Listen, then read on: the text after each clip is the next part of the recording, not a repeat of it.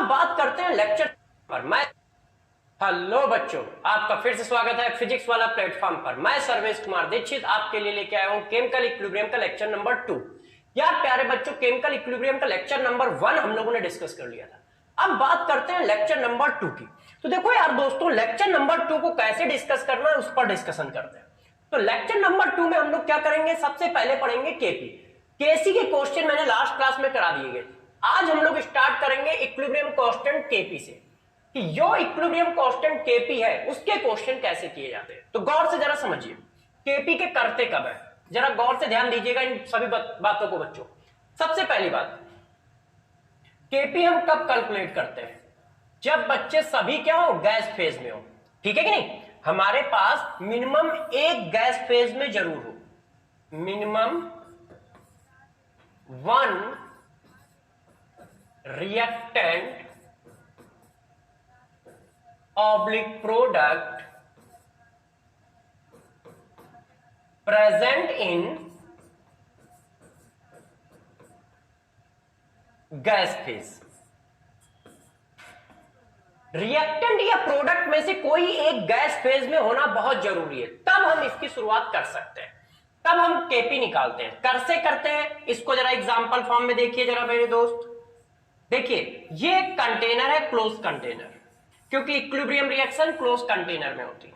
अब यार इसमें कोई रिएक्शन हो रही है, तो गौर से मेरी बातों को समझिएगा। यदि इसमें कोई रिएक्शन हो रही है, आपने क्या किया, क्लोज कंटेनर है, इसमें कोई रिएक्शन हो रही है, तो जरा देखो, यदि कोई रिएक्शन हो रही है और गैस की बात चल रही है तो पीवी इक्वल टू एनआरटी को तो फॉलो करेगा यदि आइडियल है तो। अच्छा, पीवी इक्वल टू एनआरटी को फॉलो करेगा तो हम बच्चों ऐसे भी लिखते तो आपको बुरा थोड़ी लगेगा कि सर आप ऐसा कैसे लिख रहे हो। अब मेरे दोस्तों बताना जरा, यदि मैं इसको ऐसे लिख दूं तो आपको कोई तकलीफ बताइए। मोल अपॉन वॉल्यूम क्या होता है, कंसंट्रेशन होता है, तो हम इसकी जगह सी लिख सकते हैं। अब बताइए, यदि एक कंटेनर में रिएक्शन हो रही है तो ये मेरे दोस्त क्या होगा, कांस्टेंट। बताओ सही है कि नहीं, ये मेरे दोस्त क्या होगा, कांस्टेंट। बताइए सही है कि नहीं। यार बिल्कुल सही है, क्यों, क्योंकि जो तुम कहते हो वही हम कहते हैं। इसका मतलब क्या हुआ, इसका मतलब प्रेशर डायरेक्टली प्रोपोर्शनल हो गया सी के। इसका मतलब क्या हुआ, इसका मतलब हुआ जिस तरह से आप कंसंट्रेशन को प्लस माइनस करते थे उसी तरह से आप मोल प्रेशर को भी प्लस माइनस कर सकते हो, है ना। जिस तरह से कंसंट्रेशन को आप प्लस माइनस करते थे, सिमिलर कॉन्सेप्ट यूज करना है, सिमिलर कॉन्सेप्ट। ठीक है, जिस तरह से कंसंट्रेशन को प्लस माइनस करते थे उसी तरह से प्रेशर को भी प्लस माइनस कर सकते हो, ये बोला जा रहा है। उसी तरह से प्रेशर को भी प्लस माइनस कर सकते हो, ये बात बोली जा रही है। अब हम लोग धीरे धीरे क्वेश्चनों पे आते हैं। देखो सबसे पहला क्वेश्चन आपके लिए मैं जनरेट करता हूं। देखो क्या है, CaCO3 को हमने थर्मली हीट किया है ऐसे इक्विलिब्रियम पर क्लोज कंटेनर में, इस तरह से। ये सॉलिड है मेरे दोस्त, ये गैस है और ये सॉलिड है मेरे दोस्त, ऐसी सिचुएशन है। अब जरा गौर से बातों को समझो। मैंने कहा at equilibrium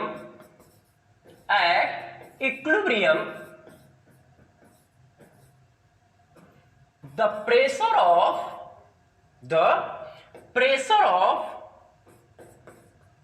vessel is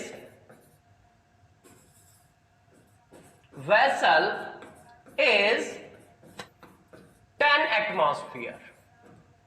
Then calculate equilibrium constant Kp for given reaction.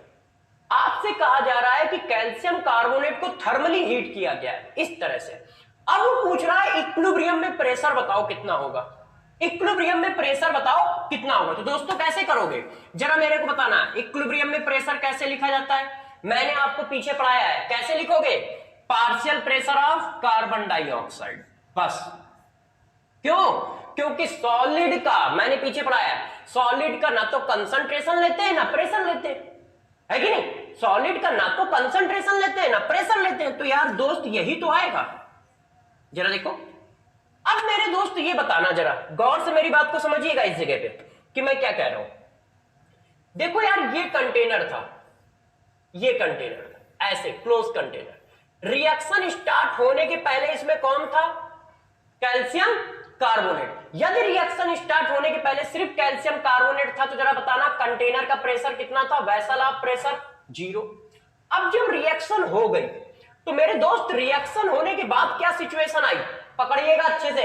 Reaction होने के बाद क्या सिचुएशन आई, जब इक्विलिब्रियम की रिएक्शन है तो इस कंटेनर में CaO भी है, इसी कंटेनर में CaCO3 भी है और इसी कंटेनर में मेरे दोस्त CO2 भी है। अब बताओ कंटेनर में जो प्रेशर जनरेट हुआ होगा किसकी वजह से हुआ होगा, क्या इस सॉलिड की वजह से? ये तो यार दोस्त सॉलिड है, ये भी दोस्त सॉलिड है और ये गैस है। इसका मतलब कंटेनर में जो भी प्रेशर अब आएगा, गौर समझिएगा, प्रेशर ऑफ कंटेनर या pressure of vessel equal to क्या होगा, प्रेशर ऑफ कार्बन डाइऑक्साइड। क्यों? क्योंकि सिर्फ एक ही गैस है। तो जब मेरे दोस्त एक ही गैस है तो जो प्रेशर ऑफ कंटेनर दिया है या जो प्रेशर ऑफ वेसल दिया है वही एक्चुअल में क्या होगा, pressure of carbon dioxide gas होगा। तो आंसर क्या आ जाएगा, 10 एटमॉस्फेयर आ जाएगा। ये देखो आपको बस घुमाने की कोशिश की जा रही थी। कैसे घुमाने की कोशिश की जा रही थी, इस तरह से घुमाने की कोशिश की जा रही। उसने मेरे से कहा कि प्रेशर ऑफ वेसल गिवन है, और जबकि हम सभी जानते हैं कि जो प्रेशर ऑफ वेसल है वही pressure of carbon dioxide gas है, क्योंकि वेसल में सिर्फ एक ही गैस है, दो गैसें नहीं है। ये दो गैसें होती तो वो दो गैसों के प्रेशर का सम होता, मगर ऐसा कुछ नहीं है दोस्त। इस वजह से ये ऐसे आ गया और हमारा आंसर कितना आ गया, 10 एटमॉस्फेयर, और क्वेश्चन इस तरह से खत्म हो गया। अब कहानी को और आगे बढ़ाते हैं। अब जरा देखो डिट्टो सेम क्वेश्चन की बात करते हैं। अब हम लोग सिर्फ क्या काम करेंगे, दो गैस ले लेंगे, एक गैस नहीं ले रहे। अभी तक क्या था, एक गैस थी, अब हम दो गैस की बात कर रहे हैं। जैसे देखो ammonium hydrogen sulphide, ammonium hydrogen sulphide को हम लोगों ने हीट किया और क्या बना, अमोनिया बना और H2S बना। ये भी क्या है, गैस है, और ये भी मेरे दोस्त क्या है, गैस है। इस तरह से अब वही डिट्टो सेम कंडीशन कि at equilibrium total pressure of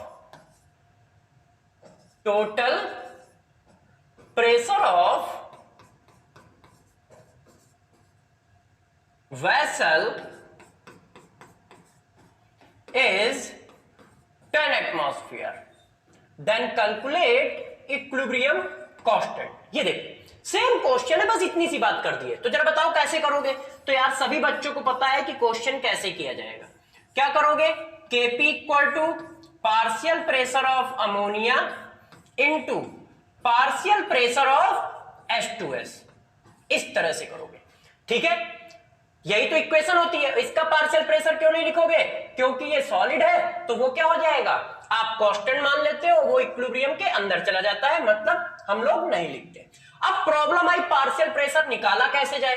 तो जरा देखो यार, मैंने आपको पढ़ाया है कि पार्शियल प्रेशर जो होता है वो मोल के प्रोपोर्शनल होता है यदि एक ही कंटेनर में क्वेश्चन चल रहा है, मतलब एक ही कंटेनर में दोनों गैस है। मेरी बात को अच्छे से समझिएगा। इस कंटेनर में ये एक कंटेनर है, अब इस कंटेनर में कौन कौन है, इसी कंटेनर में मेरे दोस्त अमोनिया है और इसी कंटेनर में मेरे दोस्त H2S है। अब बताइए अमोनिया और H2S दोनों के लिए क्या सिचुएशन होगी, टेम्परेचर सेम एक ही कंटेनर में हो, ठीक है कि नहीं, R की वैल्यू सेम एक ही कंटेनर में हो, वॉल्यूम की वैल्यू सेम एक ही कंटेनर में हो, तो इसका मतलब क्या होगा कि P प्रोपोर्शनल N आएगा। PV इक्वल टू nRT में यार सारी बातें तो दोनों गैसों के लिए सेम है, ये सेम है, ये सेम है, ये सेम है, तो इसका मतलब क्या है कि प्रेशर जो है मोल के प्रोपोर्शनल होगा। इसका मतलब जो मोल का रेशियो वही प्रेशर का रेशियो मेरे दोस्त। इसका मतलब ये बात लिख के आई है, यदि एक गैस A है एक गैस B है तो A के मोल का रेशियो और B के मोल का रेशियो जो होगा वही प्रेशर का रेशियो होगा। तो जरा बताना मोल यहां कितने आ रहे हैं, 1, यहां मोल कितना आ रहा है, 1, सेम रेशियो में है तो प्रेशर भी सेम रेशियो में होगा। तो टोटल प्रेशर 10 इक्वल टू क्या हुआ, pressure of ammonia plus pressure of H2S, ठीक है कि नहीं। टोटल प्रेशर ऑफ वेसल 10 दिया है, तो टोटल प्रेशर में कौन कौन टोटल प्रेशर जनरेट कर रहा होगा, एक अमोनिया गैस जनरेट कर रही होगी और एक कौन कर रहा होगा, H2S गैस, और दोनों के प्रेशर आपस में कैसे हैं, बराबर है। तो हम क्या कर सकते हैं, ऐसा लिख सकते हैं कि pressure of ammonia equal to pressure of H2S। क्यों, क्योंकि मोल बराबर है तो प्रेशर भी बराबर होंगे। तो यार प्रेशर निकल आया ना, अमोनिया का प्रेशर कितना निकला 5, H2S का प्रेशर कितना निकला 5, क्योंकि 2p इक्वल टू 10, तो pressure of ammonia equal to 5, दोनों की वैल्यू रख दी तो क्या आ गया 25 एटमॉस्फेयर स्क्वायर। ये देखो इस तरह से करते चले जाओगे क्वेश्चन को, ठीक है, समझ गए इस बात को। नेक्स्ट क्वेश्चन जरा देखिए, यदि यही बात हम ऐसे कर दें, देखिए नेक्स्ट नंबर क्वेश्चन देखो, ammonium hydrogen carbonate, ammonium hydrogen carbonate एक सॉलिड होता है। अमोनियम हाइड्रोजन कार्बोनेट को यदि हम इस तरह से ब्रेक कर दें, इस तरह से, ये देखो अमोनियम हाइड्रोजन कार्बोनेट को यदि हम इस तरह से ब्रेक कर दे और वही सिचुएशन दे कि यार at equilibrium the pressure of vessel is, at equilibrium the total pressure of vessel is 10 atmosphere, then calculate K P of reaction, then calculate K P of reaction. Ammonium carbonate को हमने थर्मली हीट किया है, क्या आया है अमोनिया और carbon dioxide आई है। Equilibrium पर टोटल प्रेशर कितना बना 10 एटमॉस्फेयर बना। तो जरा बताओ यार केपी की वैल्यू क्या होगी। तो यार दोस्तों हम कैसे करेंगे, तो जरा ध्यान दीजिए यार दोस्तों हम किस तरह से करेंगे इस क्वेश्चन को। तो हमारा इक्विलिब्रियम कांस्टेंट कितना बनेगा, इक्विलिब्रियम कांस्टेंट बनेगा प्रेशर ऑफ अमोनिया का square into pressure of carbon dioxide, pressure of ammonia का square into pressure of carbon dioxide. अब यार हमें दोनों के प्रेशर निकालने पड़ेंगे, तो मेरे दोस्तों अब मैं जल्दी से करने जा रहा हूं क्योंकि काफी देर से इस बात का कॉन्सेप्ट डिस्कस कर चुका हूं कि जो मोल का रेशियो होगा वही प्रेशर का रेशियो होगा। तो इसका मतलब टोटल प्रेशर जो 10 है वो प्रेशर ऑफ अमोनिया और मेरे दोस्त प्रेशर ऑफ कार्बन डाइऑक्साइड के सम के बराबर होगा। और प्रेशर ऑफ अमोनिया और कार्बन डाइऑक्साइड में क्या रिलेशन होगा, जो मोल का रिलेशन है, मोल का रिलेशन कितना है 2:1। इसका मतलब क्या है अमोनिया के मोल डबल है कार्बन डाइऑक्साइड के, यदि अमोनिया के मोल डबल है तो अमोनिया का प्रेशर भी डबल होगा कार्बन डाइऑक्साइड से। यदि कार्बन डाइऑक्साइड का प्रेशर P मानते हो तो मेरे दोस्त अमोनिया का प्रेशर कितना होगा 2P होगा। तो P की वैल्यू मेरे दोस्त कितनी आएगी 10 डिवाइडेड बाई 3 आएगी। अब वैल्यू जाके यहां पटक दो, तो जब अमोनिया का प्रेशर आपने निकाला तो अमोनिया का प्रेशर मेरे दोस्त क्या है 2P है, तो 2 इंटू 10 डिवाइडेड बाई 3 एटमॉस्फेयर। और मेरे दोस्त कार्बन डाइऑक्साइड का प्रेशर कितना है P, तो P की वैल्यू क्या है 10/3। जब यहां पर वैल्यू आप डाल दोगे तो यार 20 डिवाइडेड बाई 3 का स्क्वायर इंटू 10 डिवाइडेड बाई 3, तो वैल्यू मेरे दोस्तों हो गई 400 डिवाइडेड बाई 9 और 10 डिवाइडेड बाई 3 एटमॉस्फेयर क्यूब। ये देखो हमारा आंसर आ गया। तो यार यदि गैस ऐसे चलेगी तो ऐसा होगा। अब नेक्स्ट नंबर का केस, नेक्स्ट नंबर का केस कैसा, सभी के सभी गैस हो, मतलब यदि रिएक्टेंट भी गैस हो तो क्वेश्चन को कैसे करोगे दोस्तों। तो अब जरा समझो यार, यदि रिएक्टेंट भी गैस हो तो क्वेश्चन को कैसे किया जाएगा। ये देखो जरा क्वेश्चन, नेक्स्ट नंबर का क्वेश्चन, ये देखिए अब मैंने क्या किया है रिएक्टेंट को भी गैस कर दिया है, और जब रिएक्टेंट भी गैस होगी तो क्वेश्चन कैसे किया जाएगा इस बात को जरा ध्यान देते हैं। देखो मेरे प्यारे बच्चों इस क्वेश्चन को समझो। क्वेश्चन क्या है 2SO2 gas plus O2 gives 2SO3 gas. अब प्यारे बच्चों जरा देखना इस क्वेश्चन में क्या दिया है, सभी के सभी गैस है, ठीक है। The equilibrium constant for 2SO2 plus O2 gives 2SO3 at 1000 Kelvin is, इसका Kp आपको दिया है 3.5 एटमॉस्फेयर। इसका Kp कितना दिया है 3.5 atmosphere. What would be the partial pressure of oxygen, oxygen का पार्शियल प्रेशर पूछा गया है, ठीक है। और साथ में क्या कह रहा है, वो कह रहा है कि इक्विलिब्रियम पर, एट इक्विलिब्रियम, इक्विलिब्रियम पर मोल ऑफ SO2 बराबर है मोल ऑफ SO3 के। क्या कह रहा है इक्विलिब्रियम पर मोल of SO2 mole of SO3 के बराबर है। If the equilibrium is found to have equal mole of SO2 and SO3, तो मेरे दोस्तों पूछ क्या रहा है पार्शियल प्रेशर ऑफ O2, तो कैसे निकाला जाए। मैंने आपको पढ़ाया है कि बस यार एक ही बात करनी है, इक्विलिब्रियम की इक्वेशन लगाओ। तो यार ये देखो आया, ऐसे ही तो लिखोगे। अब देखना ये क्वेश्चन जैसे ही आप देखोगे और थोड़ा सा कॉन्सेप्ट आपको आता है तो 2 मिनट में सॉल्व होगा, और क्वेश्चन का कॉन्सेप्ट नहीं आता है तो घूमते रहोगे, परेशान रहोगे। जरा बताना ये सारी गैसें एक ही कंटेनर में है कि अलग अलग कंटेनर में है? मेरे दोस्तों से सिर्फ एक ही क्वेश्चन है, क्या मेरा कोई प्यारा बच्चा ये बता सकता है कि ये सारी गैसें एक ही कंटेनर में है या अलग अलग कंटेनर में है? ये देखो कंटेनर बना दिया मैंने, क्या ये सारी गैसें एक ही कंटेनर में है? बताइए। ये देखिए, क्या ये सारी गैसें एक ही कंटेनर में है? और यदि आप कहते हो यस कि ये सारी गैसें एक ही कंटेनर में हैं, तो जरा मेरे प्यारे बच्चों बताओ कि जो मोल का रेशियो होगा वही क्या होगा? प्रेशर का रेशियो होगा। तो यदि इनके मोल सेम है तो मेरे दोस्त इक्विलिब्रियम में इनके प्रेशर भी सेम होंगे, और यदि इनके मोल सेम है तो इक्विलिब्रियम में मेरे दोस्त इनके प्रेशर भी सेम होंगे। और यदि प्रेशर सेम है तो आप यार ये वैल्यू उड़ा सकते हो ना, ये इक्विलिब्रियम के ही प्रेशर तो रखने होते हैं। तो यहां पे क्या आया? तो हमारी वैल्यू क्या आ गई? Partial pressure of oxygen equal to 1/kp, और kp की वैल्यू मेरे दोस्त दी है, आपने जैसे ही वैल्यू रख दी हमारा आंसर आ गया। kp की वैल्यू कितनी है? 3.5। ठीक है, अब आप इसको सॉल्व कर लीजिए, आंसर मैच कर जाएगा। तो तुम लोगों ने केपी से रिलेटेड क्वेश्चन कर लिए, केसी से रिलेटेड क्वेश्चन कर लिए। अब आपका मन कर रहा होगा कुछ अलग किया जाए, तो कुछ अलग करते हैं। अलग करने में क्या है? अलग करने में है क्या? Find the direction of equilibrium reaction. हम इक्विलिब्रियम रिएक्शन की अब डायरेक्शन फाइंड करने जा रहे हैं कि यदि कोई इक्विलिब्रियम रिएक्शन चल रही है तो उसकी डायरेक्शन कैसे निकाली जाए। यदि कहीं पर इक्विलिब्रियम रिएक्शन चल रही है तो उसकी डायरेक्शन कैसे निकाली जाए। मतलब कहीं पर इक्विलिब्रियम स्टेबलाइज है ना, एक स्टेबल इक्विलिब्रियम बनी हुई है। हमारे पास क्या है? एक स्टेबल इक्विलिब्रियम है। ठीक है, अब क्या हो रहा है कि उस स्टेबल इक्विलिब्रियम में कोई हम लोग छेड़खानी कर रहे हैं। छेड़खानी मींस हम उसमें कोई ना कोई चीज मिला रहे हैं या निकाल रहे हैं, या टेम्परेचर चेंज कर रहे हैं या प्रेशर चेंज कर रहे हैं। यदि ऐसा करते हो तो डायरेक्शन क्या होगी? क्यों? क्योंकि इक्विलिब्रियम में कंसंट्रेशन भी है किसका? रिएक्टेंट का, और कंसंट्रेशन किसका है? प्रोडक्ट का भी है। जब रिएक्टेंट और प्रोडक्ट दोनों का कंसंट्रेशन है मेरे दोस्त, और आपने क्या किया? आपने कुछ नहीं किया, उसमें रिएक्टेंट और डाल दिया या प्रोडक्ट और डाल दिया या उसका वॉल्यूम बढ़ा दिया या प्रेशर बढ़ा दिया या टेम्परेचर बढ़ा दिया, तो रिएक्शन कहां जाएगी? क्यों? इक्विलिब्रियम में इधर भी जा सकती है उधर भी जा सकती है, क्योंकि आपने पढ़ाया है कि इक्विलिब्रियम में इक्वल टेंडेंसी होती है दोनों तरफ जाने की। तो यार दोनों तरफ जाने की इक्विलिब्रियम में इक्वल टेंडेंसी है, तो उसके बाद किधर जाएगी?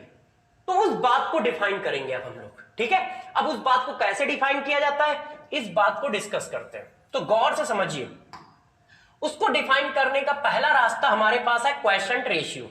अब देखो यार, ये क्वेशंट रेशियो क्या चीज होती है इसको समझाता हूं। ठीक है, गौर समझिएगा।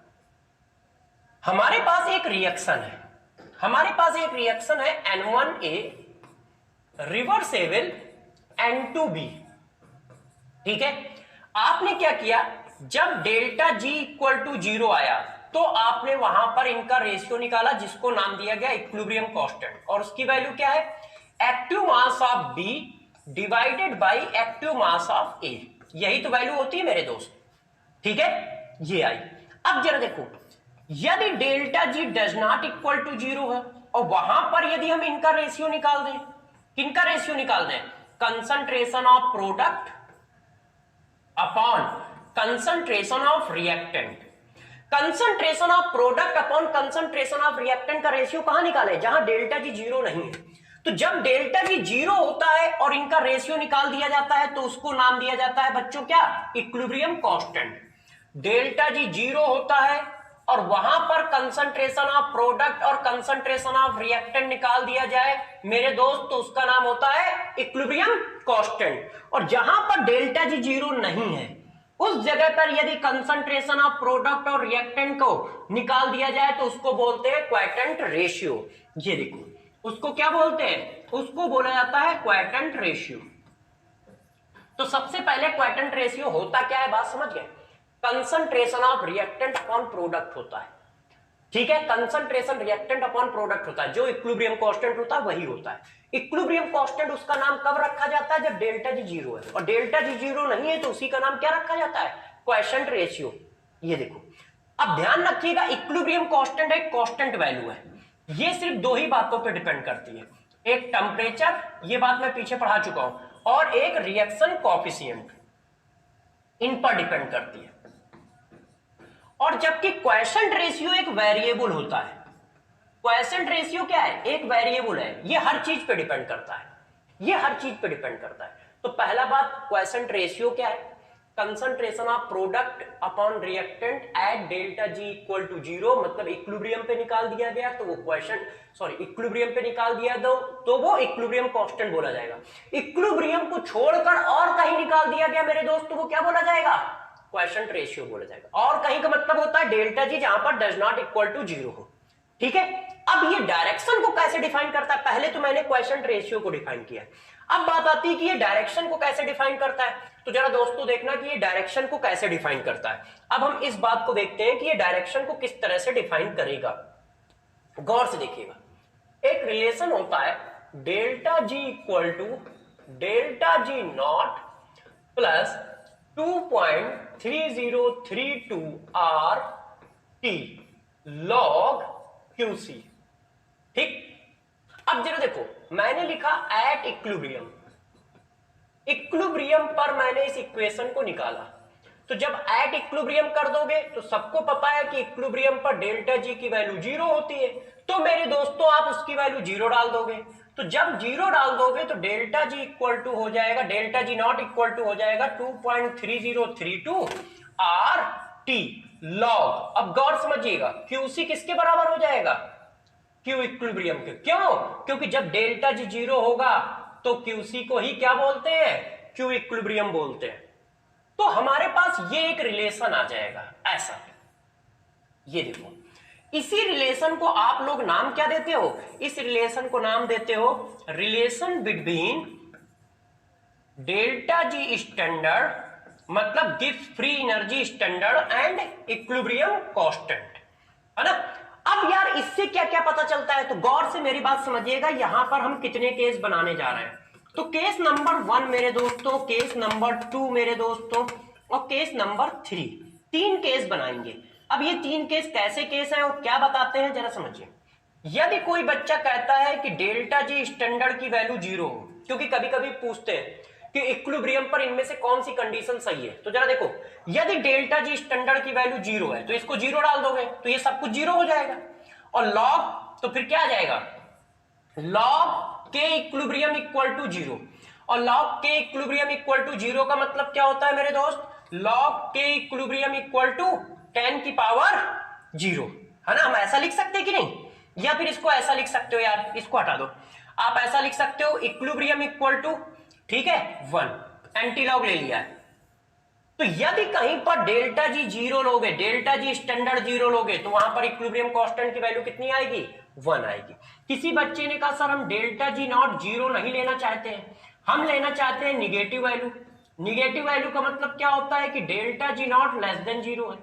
यदि delta G not less than 0 लोगे तो बेटा इसकी वैल्यू कितनी आएगी, तो देख लो, तुमने यहां पर निगेटिव वैल्यू डाली तो यहां पर भी निगेटिव वैल्यू है, तो निगेटिव वैल्यू कट गई तो पॉजिटिव वैल्यू हो गई। तो ये सारा कुछ कैसा हो जाएगा, ये ऐसे आ जाएगा, equilibrium, log equilibrium equal to positive value, और लॉग इक्विलिब्रियम इक्वल टू यदि मेरे दोस्त पॉजिटिव वैल्यू हो गई तो इक्विलिब्रियम इक्वल टू क्या हो जाएगा, ग्रेटर देन 1।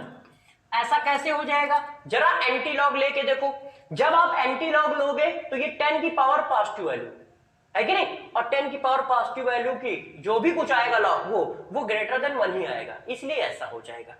अब केस नंबर 3, यदि डेल्टा जी स्टैंडर्ड की वैल्यू कैसी ले ली जाए, पॉजिटिव ले ली जाए, या ये कहो कि delta G standard greater than 0 ले लिया जाए, तो मेरे दोस्त बताना कि इक्विलिब्रियम कितना आ जाएगा, के इक्विलिब्रियम कितना आ जाएगा जरा बताओ। जब इसकी वैल्यू पॉजिटिव रखोगे तो के इक्विलिब्रियम कितना आ जाएगा, निगेटिव आ जाएगा ऐसे, और के इक्विलिब्रियम निगेटिव आ गया, इसका मतलब के इक्विलिब्रियम की वैल्यू लेस देन 1 हो गई।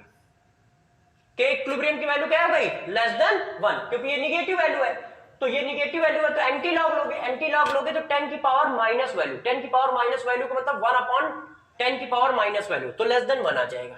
ठीक है, इस बात को समझ पा रहे हो कैसे किया है। तो जरा देखो यार दोस्त, इसी बात को थोड़ा सा और चेंज करते हैं, ये बात आप समझ गए, क्योंकि ये बातें पूछी जाती हैं, इनमें से कौन सी कंडीशन इक्विलिब्रियम पे सही है, डेल्टा जी इक्वल टू 0 तो K greater than 1, delta G equal to 0 तो के इक्वल टू 1, तो ये बात आपको समझनी पड़ेगी कैसे। अब हम इस बात को आगे बढ़ाते हैं, ये इक्वेशन 1 मैंने ली, इक्वेशन 1 की वैल्यू हम लोग डाल दे रहे हैं इक्वेशन ए में। देखिए वैल्यू ऑफ इक्वेशन 1 हम लोग पुट कर रहे हैं इक्वेशन ए में, ठीक है। जरा देखो हम लोगों ने किया क्या है, तो मैंने कहा कि value of equation 1 put in equation A. तो जब ऐसा करोगे तो जरा देखो क्या आएगा, डायरेक्ट लिख रहा हूं, गौर समझिएगा। Delta G equal to minus 2.3032 R T log equilibrium plus 2.3032 R T log Q C. आएगा कि नहीं आएगा दोस्त? ये देखो इस डेल्टा जी नॉट की वैल्यू यहां डाल दोगे तो minus 2.303 R T log equilibrium plus 2.303 R T log Q C. अब जब ऐसा आएगा तो बच्चों ने कहा सर हम इसको ऐसे सॉल्व कर सकते हैं। गौर से समझिए, इसको हम यदि इस तरह से लिख लें तो किसी बच्चे को बुरा थोड़ी लगेगा। किस तरह से? 2.3032 आर टी लॉग, गौर समझना, log QC upon K equilibrium. ये माइनस है ना तो ऐसे ही तो जाएगा। अब ये जो इक्वेशन आई है ये हमें क्या बताती है? तो ये हमें बहुत सारी बातें बताती है। केस नंबर 1 कि ये हमें क्या बताएगा। यदि केस नंबर 1 की बात करें, हमने इसको ऐसे लिख दिया है ना, और जब हमने इसको ऐसे लिख दिया तो देखो ये क्या क्या बताता है, अच्छे समझिएगा, सारे कॉन्सेप्ट अभी 2 मिनट में क्लियर कर देगा ये। देखो case number 1, delta G equal to 0। जब डेल्टा जी इक्वल टू 0 होगा तो सबको पता है log QC upon K equilibrium equal to 0। इसका मतलब क्या हुआ? Log QC log K equilibrium के बराबर होगा, है कि नहीं? और रिएक्शन कहां पे होगी? एट इक्विलिब्रियम पे होगी। रिएक्शन कहां पे होगी मेरे दोस्त? इक्विलिब्रियम पे होगी। ये देखो इतनी बात ठीक है ना। अब केस नंबर 2 पे आते हैं कि यदि केस नंबर 2 हुआ तो क्या होगा। देखो केस नंबर 2 क्या है हमारा, केस नंबर 2 और केस नंबर 3 भी लिख देते हैं ऐसे। अब जरा मेरी बात को जरा समझो बच्चों, यदि डेल्टा जी की वैल्यू लेस देन 0 है, मतलब निगेटिव है, तो क्या होगा? यदि ये वैल्यू निगेटिव है तो लॉग पूरा निगेटिव हो जाएगा। इसका मतलब आप लिख पाओगे log K C upon K equilibrium equal to negative value, है कि नहीं? और यदि ये लिख पाओगे तो किसी बच्चे ने आपसे कहा तो आपने कहा हम सर ये भी लिख पाएंगे, Q C minus log K equilibrium equal to negative value. इसका मतलब क्या होता है? इसका मतलब साफ साफ है कि इक्विलिब्रियम कांस्टेंट बड़ा है किससे? क्यूसी से। इसका मतलब क्या है भाई? जब लॉग के इक्विलिब्रियम में कुछ माइनस कर रहे हो तो निगेटिव वैल्यू आ रही है, इसका मतलब निगेटिव वाला बड़ा है, तभी तो निगेटिव वैल्यू आ रही है। इन दोनों का डिफरेंस है कि नहीं? इन दोनों का डिफरेंस, ये निगेटिव वाली वैल्यू आ रही है, इसका मतलब क्या है कि ये ज्यादा निगेटिव है, मतलब ज्यादा बड़ी वैल्यू है, ज्यादा बड़ी वैल्यू है ये। अब गौर समझो, जब डेल्टा जी की वैल्यू निगेटिव होती है तो स्पॉन्टेनियस रिएक्शन होती है। स्पॉन्टेनियस रिएक्शन का मतलब क्या है? रिएक्शन आगे की ओर भागेगी। रिएक्शन किधर जाएगी? आगे की ओर जाएगी। आगे की ओर जाने का मतलब फॉरवर्ड डायरेक्शन। इसका मतलब इस सिचुएशन में रिएक्शन किधर शिफ्ट होगी? इक्विलिब्रियम, गौर से समझिएगा, equilibrium shifted to forward direction, forward direction, है कि नहीं? तो इक्विलिब्रियम किधर जाएगा? फॉरवर्ड डायरेक्शन में जाएगा। कब? जब इक्विलिब्रियम कांस्टेंट बड़ा हो क्यूसी से। और सिंपल सी बात है, क्यूसी की एक ही बात होती है, क्यूसी की तमन्ना होती है कि वो केसी को पकड़ ले। क्या? क्यूसी की तमन्ना होती है कि वो केसी को पकड़ ले। अब केसी को पकड़ने के लिए उसको कहां जाना पड़ेगा? केसी की वैल्यू बड़ी है, केसी मतलब क्यू इक्विलिब्रियम, केसी की वैल्यू बड़ी है, तो केसी की वैल्यू को बड़ी है तो वो पकड़ने के लिए क्या करेगा? आगे जाएगा। क्यों? क्यू इक्विलिब्रियम की वैल्यू कब बढ़ेगी? जब प्रोडक्ट ज्यादा हो, और प्रोडक्ट ज्यादा होने के लिए आगे जाना पड़ेगा। तो कभी कभी आपसे ऐसे भी पूछेगा कि अब इक्विलिब्रियम कांस्टेंट की वैल्यू जो है क्वाड्रेंट रेशियो से ज्यादा है, तो इसका मतलब डायरेक्शन क्या है? सिंपल सी बात है, क्यूसी की तमन्ना है कि केसी को पकड़ ले, और क्यूसी की जब ये तमन्ना है कि केसी को पकड़ ले तो उसके लिए उसको आगे जाना पड़ेगा, क्योंकि दोनों का फार्मूला सेम है। क्यूसी की वैल्यू तभी बढ़ेगी जब प्रोडक्ट बढ़े, क्योंकि फार्मूला क्या होता है? Concentration of product upon reactant. तो जब कंसंट्रेशन ऑफ प्रोडक्ट ज्यादा हो, बढ़ाओगे तभी तो क्यूसी बढ़ेगा, और इसके लिए कहां जाना पड़ेगा? आगे। और ये बात यहां से पता भी चल रही है। अब आपका मन कर रहा होगा कि सर हम केस नंबर 3 भी करेंगे, तो यार जब आप केस नंबर 3 करना चाह रहे हो तो हम बता देंगे। तो देखो यार केस नंबर 3 पे आते हैं। केस नंबर 3 मेरे दोस्त क्या है, जब डेल्टा जी की वैल्यू कैसी हो, पॉजिटिव हो, या फिर कहो डेल्टा जी की वैल्यू ग्रेटर देन 0 हो। जब डेल्टा जी की वैल्यू ग्रेटर देन 0 होगी तो log QC upon K equilibrium कैसा आएगा, पॉजिटिव आएगा। और ऐसा कुछ है तो इसका मतलब आप क्या कह रहे हो, आप कह रहे हो log Q C minus log K equilibrium equal to positive value. इसका मतलब आप कहना चाह रहे हो कि क्यूसी बड़ा है के इक्विलिब्रियम से। और सभी बच्चों को पता है कि जब डेल्टा जी पॉजिटिव होता है तो इक्विलिब्रियम किधर शिफ्ट होता है, बैकवर्ड डायरेक्शन में। इसका मतलब हुआ equilibrium shifted to backward direction. किधर शिफ्ट होगा मेरे दोस्त, backward direction. Equilibrium shifted to backward direction, ये देखो। और आपको पता भी है कि यदि डेल्टा जी पॉजिटिव है तो रिएक्शन फॉरवर्ड डायरेक्शन में ना होके अपोजिट डायरेक्शन में होगी, क्योंकि यदि इधर से इधर की रिएक्शन का पॉजिटिव है, लेफ्ट टू राइट का पॉजिटिव है, तो राइट टू लेफ्ट का क्या होगा, निगेटिव होगा। तो इसीलिए इक्विलिब्रियम किधर शिफ्ट होगा, बैकवर्ड डायरेक्शन में। इसका मतलब यदि क्यूसी कहीं पर के इक्विलिब्रियम से ज्यादा आ जाता है, यदि मेरे दोस्त क्यूसी कहीं पर के इक्विलिब्रियम से ज्यादा आ जाए तो ध्यान रखना रिएक्शन बैकवर्ड डायरेक्शन में शिफ्ट हुई। बच्चों ने कहा याद कैसे रखा जाए, तो याद रखने के एक ही वो है क्या, क्यूसी की तमन्ना है कि केसी उसे मिल जाए। अब बताओ क्यूसी केसी को पकड़ना चाहेगा तो कैसे करेगा, पीछे आएगा। क्यों, क्यूसी आगे निकल गया, उसकी वैल्यू बड़ी है, वो आगे निकल गया है। आगे निकल गया तो जब पीछे आएगा तभी तो पकड़ पाएगा, तो बैकवर्ड डायरेक्शन में शिफ्ट हो गया। ठीक है, तो ये देखो मैंने डायरेक्शन आपको सारी पढ़ा दी कि किस तरह से किसकी डायरेक्शन होती है। अब यार इस पर बेस्ड क्वेश्चन भी कर सकते हो, तो जरा देखो इस पर बेस्ड एक क्वेश्चन बताता हूं। ये देखो यार एक क्वेश्चन है, इस क्वेश्चन को हम लोग करते हैं, तो जरा ध्यान से देखो कि इस क्वेश्चन में क्या पूछा गया। कहा गया 1 mole of each A B C, A B and अच्छा A B and A B present in a 1 litre container. ठीक है, ऐसा है 300 केल्विन टेम्परेचर इक्विलिब्रियम पे है। तो यार क्वेश्चन कुछ इस तरह से है, गौर समझिएगा। क्वेश्चन में कहा जा रहा है कि यार ये देखो एक क्वेश्चन है हमारे पास इस तरह से,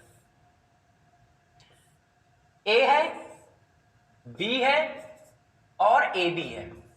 ये तीनों हैं कितने मोल, एक मोल, और कहां पर, एट इक्विलिब्रियम, ऐसे है, ऐसे लिखा हुआ है। और कंटेनर कितना है, 1 लीटर का है। मतलब एक कंटेनर में इक्विलिब्रियम पहले से ही स्टेबलाइज है। फिर वो क्या कहते हैं, if volume of solution increases 4 time of initial volume then calculate concentration of A B at equilibrium. अब ये कहते हैं कि यार ये देखो एक स्टेबलाइज इक्विलिब्रियम है, इसको ना इस पूरी रिएक्शन को हम पलट देते हैं जाके एक कंटेनर में जिसका वॉल्यूम इसके 4 टाइम्स है, इसमें पलट देते हैं। और इस कंटेनर का वॉल्यूम कितना है, 4 लीटर है, 4V। यदि वो V है तो ये 4V है, ऐसा। इसका मतलब लीटर में दिया है तो 4 क्यों लिख रहे हो, सिर्फ 4 लिख दो, क्योंकि 1 लीटर इन्होंने सपोज कर रखा है पहले से ही, ऐसा। 4 टाइम्स ऑफ इनिशियल वॉल्यूम। तो वो पूछ रहे हैं AB का कंसंट्रेशन बताओ इक्विलिब्रियम पे। अब आपने इक्विलिब्रियम के साथ छेड़खानी की है तो नई इक्विलिब्रियम आएगी। अब मेरे दोस्त दिक्कत ये है कि नई इक्विलिब्रियम आएगी तो किधर रिएक्शन जाएगी, फॉरवर्ड डायरेक्शन में रिएक्शन शिफ्ट होगी या बैकवर्ड डायरेक्शन में शिफ्ट होगी, ये कैसे पता चलेगा, है कि नहीं। क्यों, क्योंकि दोनों है ना, आपके पास रिएक्टेंट भी दिए हैं और आपके पास प्रोडक्ट भी दिया है, तो रिएक्शन आगे भी जा सकती है पीछे भी जा सकती है। ये कौन डिसाइड करेगा, तो हमेशा ध्यान रखना कॉन्सेप्ट, इस कॉन्सेप्ट को हमेशा ध्यान रखो। कॉन्सेप्ट क्या है, यदि कहीं पर रिएक्टेंट और मेरे दोस्त प्रोडक्ट दोनों की वैल्यू गिवन हो, तो हमेशा ध्यान रखना पहले आप चेक करोगे क्या, check Q C and compare with K C, and compare with K C K P जो भी दिया हो। पहले हम क्यूसी चेक करेंगे और कंपेयर करेंगे, उससे हमें क्या पता चलेगा, उससे हमें पता चलेगा रिएक्शन किधर जा रही है। तो पहले आप इसका केसी निकालो, ये थोड़ा लेंथी क्वेश्चन है, जल्दी से निकालिए। पहले आप इसका क्या निकालो, केसी। ठीक है, तो केसी कितना आएगा, डायरेक्ट कर दूं भाई, सबके 1-1 लीटर दिए हैं, तो मोल भी यही है और कंसंट्रेशन भी यही है। तो concentration of product upon concentration of reactant, तो केसी कितना आ गया, 1। केसी 1 आ गया। अब आपने क्या किया, जब हम इस कंटेनर में पहुंचे, गौर समझिए, जब दोस्त हम इस कंटेनर में पहुंचे तो इन्होंने क्या किया, कंसंट्रेशन चेंज कर दिया। क्यों, क्योंकि वॉल्यूम डबल कर दिए, 4 टाइम्स कर दिया, तो सबके कंसंट्रेशन चेंज हो गए। ये देखो 1/4 1/4 1/4, क्योंकि वॉल्यूम डबल कर दिया। अब हमें पता करना है कि इस कंसंट्रेशन पर रिएक्शन किधर जाएगी। इस कंसंट्रेशन पे तो इक्विलिब्रियम था, अब आपने सबके कंसंट्रेशन चेंज कर दिए, तो इक्विलिब्रियम किधर जाएगा। तो हम पहले यहां निकालेंगे क्या, क्यूसी। जरा देखो, रिएक्टेंट एंड प्रोडक्ट दोनों गिवन हो तो सबसे पहले क्यूसी निकालोगे और केसी से कंपेयर करोगे। तो पहले मैं क्यूसी निकाल तो लूं, तो मैंने निकाला Q C equal to 1/4 into 1/4 into 1/4, एक 1/4 कैंसिल हो गया, तो क्यूसी की वैल्यू आ गई 4। अब जरा बताओ, इस रिएक्शन का इक्विलिब्रियम कांस्टेंट कितना है, 1। इक्विलिब्रियम कांस्टेंट रिएक्टेंट और प्रोडक्ट के कंसंट्रेशन पर डिपेंड नहीं करता है भाई, पहले ही बता चुका हूं, ध्यान रखना। इक्विलिब्रियम कांस्टेंट सिर्फ टेम्परेचर पे और रिएक्शन कोएफिशिएंट पे डिपेंड करता है, ना तो टेम्परेचर चेंज हुआ है ना रिएक्शन कोएफिशिएंट चेंज हुए। तो इक्विलिब्रियम कांस्टेंट पहले भी 1 था, अभी भी 1 है। कंपेयर करो, तो कंपेयर करने पर क्यूसी बड़ा आ रहा है केसी से, और यदि क्यूसी बड़ा आ रहा है तो क्यूसी की क्या तमन्ना है कि केसी उसे मिल जाए। तो क्यूसी को पीछे आना पड़ेगा, क्योंकि उसको अपनी वैल्यू कम करनी है, अपनी वैल्यू कम करने के लिए वो पीछे आएगा। इसका मतलब अब रिएक्शन बैकवर्ड डायरेक्शन में शिफ्ट होगी।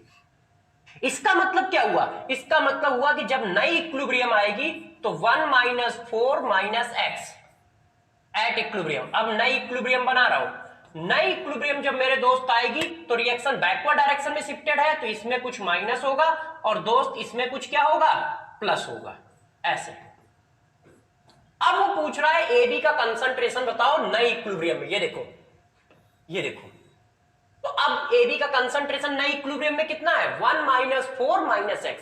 अब बस यार आपको x की वैल्यू आ जाए तो आंसर आ जाएगा। वो कैसे आएगा, आपने लगाया इक्विलिब्रियम कांस्टेंट इक्वल टू, गौर समझिएगा, आपको जो इक्विलिब्रियम कांस्टेंट दिया है वो इस रिएक्शन का दिया है, फॉरवर्ड डायरेक्शन का, और हम रिएक्शन बैकवर्ड डायरेक्शन में कर रहे हैं। तो बैकवर्ड डायरेक्शन में क्या है, ये प्रोडक्ट है, ये रिएक्टेंट है। तो देखो इक्विलिब्रियम कांस्टेंट पलट जाएगा, पलट जाएगा तो ये क्या हो जाएगा, 1/kc। इत्तेफाक की वैल्यू है, वैल्यू 1 है, तो वैल्यू 1 होने का मतलब 1। मेरी बात समझ पाए, ओ ये आया 1/1। अब लिखोगे क्या, concentration of product, concentration of product कौन है, 1/4 plus x, 1/4 plus x upon concentration of reactant equal to 1। अब इस क्वाड्रिक को सॉल्व करोगे, थोड़ा सा लंबा क्वेश्चन है। अब क्या करोगे, इसको सॉल्व करोगे, x की वैल्यू निकालोगे और x की वैल्यू यहां डाल दोगे तो कंसंट्रेशन आ जाएगा मेरे दोस्तों। ठीक है, तो जरा देखो यार, जब भी कहीं पर केसी दिया जाएगा तो ये काम करना होगा, और ये देखो काफी अच्छा क्वेश्चन है। ठीक है, नेक्स्ट चलते हैं। अब relation between gift free energy और केसी, ये मैं पीछे ही पढ़ा चुका हूं, अभी आ गया था। आगे चलते हैं, direction of phase transition equilibrium. अच्छा, इसको भी थोड़ा सा बता देते हैं, वैसे तो मैं इसको बाद में बताता, मगर यदि हेडिंग यहीं पे आ गई तो यहीं बता देते हैं। देखो, यदि कहीं पर फेज ट्रांजिशन हो रहा है तो उसकी डायरेक्शन क्या होगी, इस बात को जरा समझो। यदि कहीं पर फेज ट्रांजिशन हो रहा है, ठीक है, देखो हाई प्रेशर करने पर, हाई प्रेशर करने पर इंक्रीज करते हो तो इक्विलिब्रियम किधर शिफ्ट होगा। तो ध्यान रखिए सभी बच्चे, equilibrium shifted to high density side. जिधर डेंसिटी ज्यादा होगी उधर इक्विलिब्रियम शिफ्ट होगा प्रेशर इंक्रीज करने पर। जैसे ये देखो यार, वाटर लिक्विड का इक्विलिब्रियम है वाटर सॉलिड के साथ, ये देखो ऐसा। अब वो पूछ रहा है इस इक्विलिब्रियम में किधर शिफ्ट होगा। तो मैंने आपको केमिकल बॉन्डिंग में पढ़ाया है कि डेंसिटी ऑफ लिक्विड वाटर ज्यादा होती है डेंसिटी ऑफ सॉलिड से। तो डेंसिटी किधर ज्यादा है, इधर। तो जैसे ही तुम प्रेशर इंक्रीज करोगे तो बैकवर्ड डायरेक्शन में रिएक्शन शिफ्ट होगी। यदि ये वाली इक्विलिब्रियम लिखी है तो हम क्या करेंगे, इंक्रीजिंग इन प्रेशर। यदि आप प्रेशर इंक्रीज करते हो, इंक्रीजिंग इन प्रेशर, तो मेरे दोस्त इक्विलिब्रियम किधर जाएगा, बैकवर्ड डायरेक्शन में जाएगा। Equilibrium shifted to backward direction. ऐसा क्यों, क्योंकि डेंसिटी उधर इंक्रीज हो रही है। Equilibrium shifted to backward direction, backward direction. ठीक है, तो ये बात ध्यान रखिएगा। ठीक है, इसका एक प्रूफमेंट होता है, टाइम ना होने की वजह से प्रूफमेंट ना करके डायरेक्ट रिजल्ट को बता के काम चला रहे हैं। जब भी कहीं प्रेशर इंक्रीज किया जाए फेज ट्रांजिशन वाली इक्वेशन में, फेज ट्रांजिशन का मतलब होता है गैस से लिक्विड, लिक्विड से सॉलिड, या फिर एक डिफरेंट डेंसिटी से दूसरे डिफरेंट डेंसिटी में जाना। ऐसा कहीं पर भी हो तो प्रेशर इंक्रीज करने से इक्विलिब्रियम हाई डेंसिटी की साइड में शिफ्ट होता है। फॉर एग्जांपल जैसे ये क्वेश्चन देखो, अब इस क्वेश्चन में दोस्त इन्होंने क्या कहा है, वाटर सॉलिड और वाटर लिक्विड के बीच में इक्विलिब्रियम है। अब वो पूछ रहे हैं इक्विलिब्रियम के हिसाब से कौन सा ऑप्शन सही है। The pressure change do not effect the equilibrium, ये तो गलत हो गया। More of eyes melt if pressure of the system increase, ये सही है। जब तुम प्रेशर इंक्रीज करोगे तो इक्विलिब्रियम किधर शिफ्ट होगा, जिधर डेंसिटी ज्यादा हो। डेंसिटी इधर ज्यादा है ना, लिक्विड की डेंसिटी ज्यादा होती है वाटर के केस में, तो यदि इधर इक्विलिब्रियम आएगा तो ज्यादा से ज्यादा आइस मेल्ट होगी, तो ये आंसर सही है। नेक्स्ट देखो, density of diamond and graphite are this, increases the pressure of equilibrium. यदि प्रेशर बढ़ाओगे तो इक्विलिब्रियम किधर जाएगा, दोनों की डेंसिटी दी है। ग्रेफाइट की डेंसिटी, ये डायमंड की डेंसिटी ज्यादा है, ग्रेफाइट की डेंसिटी कम है। तो यदि हम प्रेशर बढ़ाते हैं तो इक्विलिब्रियम किधर जा शिफ्ट होता है, जिधर डेंसिटी ज्यादा हो। और डेंसिटी ज्यादा किसकी है, डायमंड की। डायमंड की कितनी है, 3.5। तो इक्विलिब्रियम डायमंड की साइड में शिफ्ट हो जाएगा।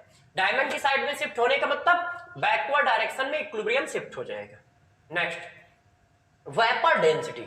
अब जरा देखो यार, वेपर डेंसिटी का क्या चक्कर है, इसको भी पढ़ा देते हैं। ठीक है, कि वेपर डेंसिटी काम क्या करता है। देखो, डिग्री ऑफ डिसोसिएशन, पहले तो लिख देता हूं, degree of dissociation, degree of dissociation alpha measure in term of vapor density of gas mixture if reaction occurs in gas phase, in gas phase। यदि रिएक्शन गैस फेज में हो रही है तो हम डिग्री ऑफ डिसोसिएशन को vapour density के respect में लिख सकते हैं। कैसे लिखा जाता है ये बताता हूं। देखो मेरे प्यारे बच्चों, सबसे पहले तो आपको यह बात पता होनी चाहिए कि मॉलिक्यूलर वेट इक्वल टू होता है 2 इंटू वेपर डेंसिटी। ये फार्मूला एक पता होना चाहिए। आई थिंक ये फार्मूला सारे बच्चों को पहले से भी पता भी है कि मॉलिक्यूलर वेट इक्वल टू होता है 2 इंटू वेपर डेंसिटी। इतनी बात क्लियर है। अब आपको एक और काम की बात बताता हूं, उसको जरा ध्यान रखिए। जैसे ये एक एग्जांपल है, ध्यान दीजिए। PCl5 ब्रेक हो रहा है PCl3 में और Cl2 में। ठीक है, इसका मोल फ्रैक्शन कितना है, 1। मैंने इसके टोटल फ्रैक्शन को 1 माना, इसका 0 और जब T इक्वल टू 0 था तो वेपर डेंसिटी कितनी थी, वेपर डेंसिटी थी कैपिटल D। ये क्या है, वेपर डेंसिटी।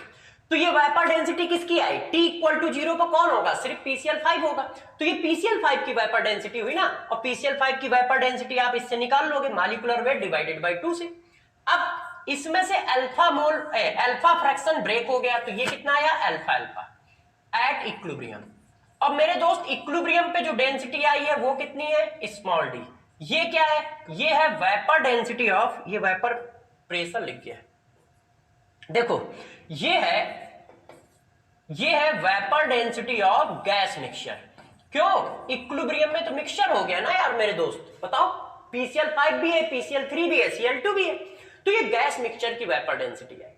अब वो पूछना चाह रहा है कि बताओ अल्फा कैसे निकालोगे। तो दोस्तों देखो, अल्फा कैसे निकाला जाता है, इसका एक फार्मूला याद रखना, गौर सुनिएगा।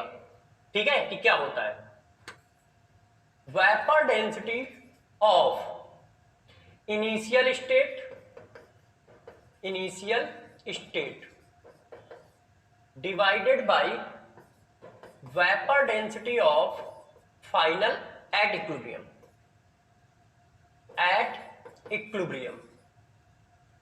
बराबर। देखो वेपर डेंसिटी जब initial state divided by vapour density at equilibrium, तो यहां क्या लिखोगे, mole of equilibrium, total mole लिखे जाएंगे, ध्यान रखिएगा, अपोजिट चलता है, total mole divided by mole of gas at initial. ऐसे ये फार्मूला आप याद रखें, ये बहुत इंपॉर्टेंट है, सारा क्वेश्चन इसी से बनेगा हमारा, जो भी सॉल्व होना है सब इसी से सॉल्व होगा, तो इस पर ज्यादा फोकस रखें।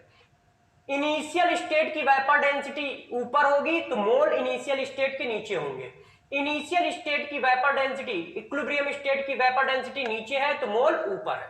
तो जरा इनिशियल स्टेट की वेपर डेंसिटी बताओ, कैपिटल डी, इक्विलिब्रियम की capital density small D, initial state के मोल कितने हैं, ये देखो 1, सॉरी इक्विलिब्रियम के मोल कितने हैं, इक्विलिब्रियम में मोल कितने आएंगे, इन सबको ऐड करो 1 प्लस अल्फा, और इनिशियल कितने आए 1, तो ये देखो एक फार्मूला आ जाता है, alpha equal to D minus D, ठीक है, और अपॉन डी, ऐसे ये एक फार्मूला आ गया। मगर इस फार्मूले को आप याद ना रखें, आप हमेशा सिर्फ इसको याद रखें, ये कॉन्सेप्ट से क्या होगा, हर टाइप का क्वेश्चन हो जाएगा, तो आप इस क्वेश्चन पे फॉलो रखें। अब आंसर निकालना है तो देखो हमारा आंसर आ गया, अल्फा तो निकाल लोगे ना मेरे दोस्त यार, कैसे आएगा, देखो ये आएगा, ये आंसर आ गया ऐसे। अब यदि यही मान लो, यदि किसी ने ऐसा सपोज किया होता, कोई एक जर्नल फॉर्म सपोज किया होता कि ए मॉलिक्यूल है और वो एनबी में ब्रेक हो रहा है, तो इसकी डेंसिटी बताओ, तो ये फार्मूला ऐसे आ जाता, ये देखो, तब ये फार्मूला ऐसे आ जाता है, ये कैपिटल डी क्या है, इनिशियल वेपर डेंसिटी है, ये क्या है, इनिशियल वेपर डेंसिटी है, और स्मॉल डी क्या है, एक वेपर डेंसिटी एट इक्विलिब्रियम है, वेपर डेंसिटी एट इक्विलिब्रियम, और वेपर डेंसिटी एट इक्विलिब्रियम का मतलब क्या होता है, vapour density of gas mixture. तो यार ये दोस्तों गैस मिक्सचर की डेंसिटी है, ये देखो vapour density of gas mixture, तो ये गैस मिक्सचर की डेंसिटी है। तो आप इस फार्मूले से बस क्वेश्चन निकाला करें, ये फार्मूले याद रखने की जरूरत नहीं है, ठीक है, ये एक पर्टिकुलर केस पे लगेंगे, बहुत जगहों पे नहीं लगेंगे, तो आप ये याद रखोगे तो सबसे आसानी से क्वेश्चन होगा। तो वेपर डेंसिटी के टर्म में ये, अब इसका चाहे तो एक क्वेश्चन भी कर सकते हैं, जरा ये देखो, इस क्वेश्चन को हम लोग कर लेते हैं, vapour density of PCl5, vapour density of PCl5, इसका मतलब ये कैपिटल डी दिया है 104.16, but when heated to 230 its vapour density reduced to 62। जब इसको हीट करते हो तो इक्विलिब्रियम आया होगा, वहां पर जो वेपर डेंसिटी होगी वो स्मॉल डी होगी।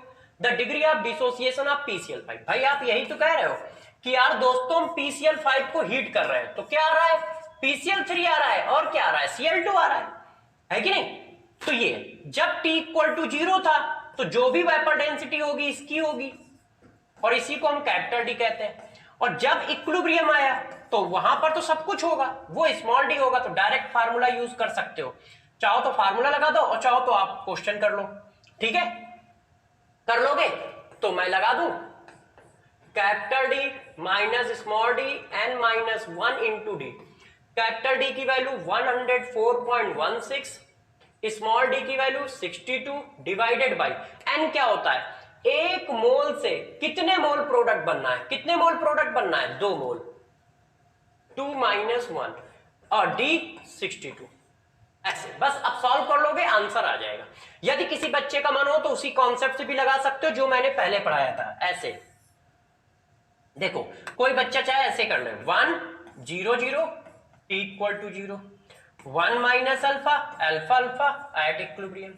अब आपने क्या कहा, वेपर डेंसिटी जब इतनी थी, initial vapour density after T time vapour density, देखो इनिशियल वेपर डेंसिटी यहां लिखी है तो इनिशियल मोल यहां आ गए, इक्विलिब्रियम की वेपर डेंसिटी यहां लिखी है तो इक्विलिब्रियम के मोल यहां आ गए। अब सॉल्व करोगे तो सेम आंसर आएगा, चाहे इस मेथड से सॉल्व करो मेथड नंबर 1, और चाहे इस मेथड से सॉल्व करो मेथड नंबर 2, दोनों से आंसर सेम आ जाएगा, ठीक है दोस्तों। अब चलो देखो यार, अब हम लोग और आगे चलते हैं, देखिए 1 मिनट, अभी क्वेश्चन से पहले हम लोग थोड़ा सा एक काम और कर ले, हम लोग अब एक लास्ट एंड फाइनल टॉपिक बचा है उसको पढ़ लेते हैं, और लास्ट एंड फाइनल टॉपिक जो बचा है वो काफी इंपॉर्टेंट भी है, और सभी बच्चे उसी का वेट कर रहे होंगे कि सर ने अभी तक उसको नहीं बताया है, है ना? क्यों बच्चों? तो चलो यार दोस्तों, इसको भी देख लेते हैं, इसका क्या काम है और किस तरह से काम करता है। देखो बच्चों, हम लोग पढ़ने जा रहे हैं ली चटेरियल एंड ब्राउन प्रिंसिपल। इसमें क्या करना होता है? इसमें यह बताया गया है कि यदि कहीं पर कोई इक्विलिब्रियम स्टेबलाइज है, गौर समझिएगा, हमारे पास एक इक्विलिब्रियम है, स्टेबल इक्विलिब्रियम, एक हमारे पास स्टेबल इक्विलिब्रियम है ऐसे। अब स्टेबल इक्विलिब्रियम है, यदि आप कंसंट्रेशन, किसी भी तरह का कंसंट्रेशन, प्रेशर, टेम्परेचर या इनर्ट गैस इन्वॉल्व कराते हो तो इक्विलिब्रियम किधर शिफ्ट होगा ये बताना है। तो इक्विलिब्रियम किधर शिफ्ट होगा ये बताना है, बस इतनी सी बात है। जरा समझो, इसमें क्या बताया जाता है कि equilibrium shifted to that direction then the variation of affecting factor is neglect. Equilibrium उस डायरेक्शन में शिफ्ट होता है जहां पर इफेक्टिंग फैक्टर का वेरिएशन, इफेक्ट निग्लेक्ट हो रहा हो। मतलब यदि वो प्रेशर बढ़ाता है तो हम उधर शिफ्ट होंगे जिधर प्रेशर बढ़ाया है तो वो कम हो जाए। तो अब गौर से मेरी बातों को समझिएगा, प्रिंसिपल तो सबको पता है, अब गौर से मेरी बात समझना कि आप कैसे क्वेश्चन निकालोगे। ठीक है? जो भी कहा जाएगा या जो भी किया जाएगा, हम उसका सिर्फ एक काम करेंगे। हम क्या करेंगे? जो भी कहा जाएगा या जो भी किया जाएगा, हम उसका सिर्फ अपोजिट काम करेंगे। अपोजिट काम, ठीक है? हम क्या करेंगे? अपोजिट काम करेंगे। अपोजिट काम करते हैं या करेंगे। ये देखो, हम क्या करेंगे? अपोजिट काम करेंगे। वो कहेगा प्रेशर बढ़ाना है तो हम ऐसा कुछ करेंगे कि प्रेशर कम हो जाए। और उस करने के लिए हमारे पास क्या है? करने के लिए हमारे पास क्या है? इक्विलिब्रियम की डायरेक्शन है। करने के लिए हमारे पास क्या है? करने के लिए, करने के लिए क्या है? ओनली डायरेक्शन ऑफ इक्विलिब्रियम है। Only direction of equilibrium. हमारे पास सिर्फ एक ही चीज है कि इक्विलिब्रियम की डायरेक्शन किधर शिफ्ट होगी, बस। यदि वो प्रेशर बढ़ाएगा तो हमारा काम है प्रेशर को कम करना, क्योंकि हम अपोजिट काम करेंगे। उसने प्रेशर बढ़ाया तो हम प्रेशर कम करेंगे। अब प्रेशर कम करने के लिए हमारे पास हथियार क्या है? हथियार सिर्फ है इक्विलिब्रियम को इधर उधर करना, बस। ये इतना हथियार है कि इक्विलिब्रियम को आगे बढ़ाएं या पीछे बढ़ाएं, बस इतना हथियार है। और हमारा काम क्या है? एम क्या है? अपोजिट काम करना। जो वो करेगा उसका अपोजिट, जो वो करता है ऐसा कुछ करेंगे कि उसका इफेक्ट निग्लेक्ट हो जाए। जस्ट अपोजिट काम करेंगे। कॉन्सेप्ट समझ गए? पहले कॉन्सेप्ट क्या है? हमारा काम है अपोजिट काम करना, जो वो करेगा उसका अपोजिट। जैसे उसने कहा कंसंट्रेशन ऑफ रिएक्टेंट बढ़ा दो, तो हमारा काम है अपोजिट काम करना। वो कह रहा है बढ़ा दो, तो हम ऐसा कुछ करेंगे कि कंसंट्रेशन ऑफ रिएक्टेंट कम हो जाए। बच्चे ने कहा कैसे करेंगे? तो जरा देखो, अब एक एक करके इस बात को समझाते हैं। ठीक है? एक एक करके कैसे समझाते हैं, जरा देखो। पहला point, effect of concentration. Effect of concentration. अब मेरे दोस्त हम बताने जा रहे हैं कि कंसंट्रेशन का इफेक्ट कैसे पड़ेगा। Effect of concentration. अब जरा बताना यार, एक इक्विलिब्रियम है ये A1A इक्विलिब्रियम टू A2B, ऐसी इक्विलिब्रियम है। अब हमने किया क्या? कंसंट्रेशन ऑफ रिएक्टेंट इंक्रीज कर दिया ऐसे। तो बताओ इक्विलिब्रियम किधर जाना चाहिए? या फिर कंसंट्रेशन ऑफ रिएक्टेंट डिक्रीज कर दिया तो इक्विलिब्रियम किधर शिफ्ट होना चाहिए? अब गौर से जरा कॉन्सेप्ट को समझिए। हमारा काम क्या है? अपोज करना। तो जरा बताओ, इसने क्या किया? ए का कंसंट्रेशन बढ़ा दिया है, अब हमें कम करना है, तो बताओ क्या करें? और हमारे पास हथियार क्या है? रिएक्शन को या तो हम आगे ले जा सकते हैं या पीछे ले जा सकते हैं। तो मेरे दोस्त, यदि हम रिएक्शन को आगे ले जाएंगे तो ए कंज्यूम हो जाएगा, और यदि ए कंज्यूम हो गया तो अपने आप कंसंट्रेशन कम हो जाएगा। उसने क्या किया है? कंसंट्रेशन बढ़ाया है, और उसने कंसंट्रेशन बढ़ाया है, और हमारा काम क्या है? अपोज करना। उसने कंसंट्रेशन बढ़ाया है तो हम उसको कम करेंगे। अब कम करने का हमारे पास रास्ता क्या है? क्योंकि हमारे पास हथियार एक ही है, रिएक्शन को टहलाना, मतलब आगे या पीछे। तो जैसे ही उसने ए का कंसंट्रेशन बढ़ाया, यदि मैं रिएक्शन को फॉरवर्ड डायरेक्शन में शिफ्ट कर दूं तो ए कन्वर्ट होने लगेगा बी में, और ए बी में कन्वर्ट होने लगा तो ए कम हो जाएगा ना। तो हम क्या करेंगे, इक्विलिब्रियम को फॉरवर्ड डायरेक्शन में शिफ्ट कर देंगे। हम कहेंगे equilibrium shifted to forward direction, forward direction. ठीक है, ये देखो आ गया कि नहीं। हम क्या करेंगे, ये हम करना है ना, हमारा काम क्या है, ये हम करेंगे। हमारा काम अपोज करना है। तो हम क्या करेंगे, इक्विलिब्रियम को फॉरवर्ड डायरेक्शन में शिफ्ट कर देंगे, और जैसे ही इक्विलिब्रियम को फॉरवर्ड डायरेक्शन में शिफ्ट करोगे ए कम हो जाएगा। अब यार उन लोगों ने क्या किया, उन लोगों ने कंसंट्रेशन को डिक्रीज कर दिया, और जैसे ही डिक्रीज किया तो हमें गुस्सा आया, अच्छा तुमने बेटा कंसंट्रेशन को डिक्रीज किया है, वो भी ए के। तो मैंने कहा ठीक है अभी ठीक करते हैं। तो जैसे ही उसने ए के कंसंट्रेशन को मेरे दोस्त डिक्रीज किया, तो हम क्या करेंगे, रिएक्शन को, इक्विलिब्रियम को बैकवर्ड डायरेक्शन में शिफ्ट कर देंगे।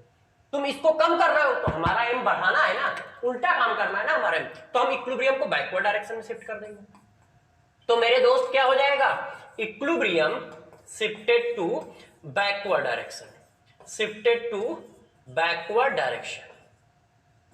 क्यों दोस्त, बात समझ पाए कैसे करना है। तो इफेक्ट ऑफ कंसंट्रेशन समझे कि किस तरह से आप अप्लाई करोगे। जरा यहां पर देखो, एक नोट भी डाल देता हूं, concentration of change in concentration of solid, change in concentration of solid, no effect in equilibrium, no effect in equilibrium। देखो यदि किसी सॉलिड का कंसंट्रेशन चेंज करोगे तो इक्विलिब्रियम पे कोई इफेक्ट नहीं पड़ेगा। क्यों, क्योंकि वो इक्विलिब्रियम कांस्टेंट में होता ही कहां है। यदि किसी सॉलिड का कंसंट्रेशन चेंज करोगे तो इक्विलिब्रियम पे कोई इफेक्ट नहीं पड़ेगा। क्यों, क्योंकि वो इक्विलिब्रियम पे होता ही नहीं है, वो इक्विलिब्रियम पे नहीं होता है ना। इक्विलिब्रियम इक्वेशन में कहीं होता है कंसंट्रेशन सॉलिड का, नहीं।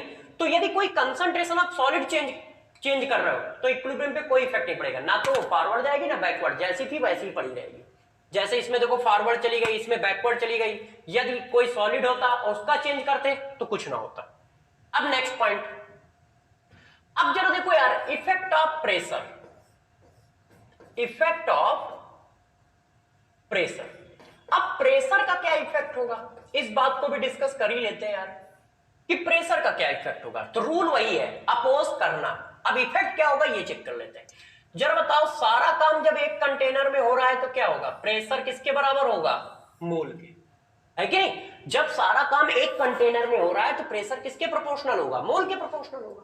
और जब मोल के प्रोपोर्शनल होगा इसका मतलब प्रेशर बढ़ाना है तो मोल बढ़ा दो, और प्रेशर कम करना है तो मोल कम कर दो। तो अब गौर से समझो, ये रिएक्शन है। अब मैं रिएक्शन लिख रहा हूं, PCl5 gas, PCl3 gas, Cl2 gas.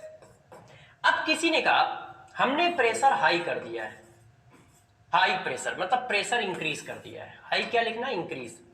किसी ने क्या किया, प्रेशर ऑफ कंटेनर को इंक्रीज कर दिया, प्रेशर क्या किया है, इंक्रीज कर दिया, ऐसे। ये देखो, अब मेरे दोस्त बताओ, यदि किसी ने प्रेशर इंक्रीज किया है तो हम क्या करेंगे, और किसी ने प्रेशर डिक्रीज किया है तो हम क्या करेंगे। ये देखो, प्रेशर डिक्रीज किया। अब बताओ यार, उन्होंने प्रेशर डिक्रीज कर दिया है तो हमारा काम क्या होगा, हमारा काम क्या है, अपोज करना। तो बताओ जरा, हमारे हाथ में क्या है, इक्विलिब्रियम। उन्होंने प्रेशर को इंक्रीज कर दिया है तो हम क्या करेंगे, प्रेशर को डिक्रीज करेंगे। मगर कैसे, बताओ कैसे करोगे। प्रेशर कम करना है तो क्या करो, मोल कम कर दो, क्योंकि मोल कम होंगे तो प्रेशर कम होंगे। तो जरा देखो, जब रिएक्शन इधर आ रही है तो प्रोडक्ट साइड में कितने मोल है, 1 + 1, प्रोडक्ट साइड में 2 मोल है, एक इसका एक इसका। अब रिएक्टेंट साइड में कितने मोल है, सिर्फ 1। ये देखो, यदि उसने कहा हम प्रेशर बढ़ाएंगे तो हमारा काम क्या है, अपोज करना। तो हम पीछे की ओर भगेंगे, बैकवर्ड डायरेक्शन में। क्यों, 2 मोल मिलकर 1 मोल में कन्वर्ट हो रहा है, और 2 मोल मिलकर 1 मोल में कन्वर्ट हो गए तो रियलिटी क्या हुआ, 1 मोल कम हो गया, और मोल कम हो गया तो प्रेशर कम हो गया। तो हम क्या करेंगे, हम रिएक्शन को बैकवर्ड डायरेक्शन में शिफ्ट कर देंगे। Equilibrium shifted to backward direction, backward direction. बात समझ पाए कैसे किया। अरे भाई हमारा काम क्या है, अपोज करना।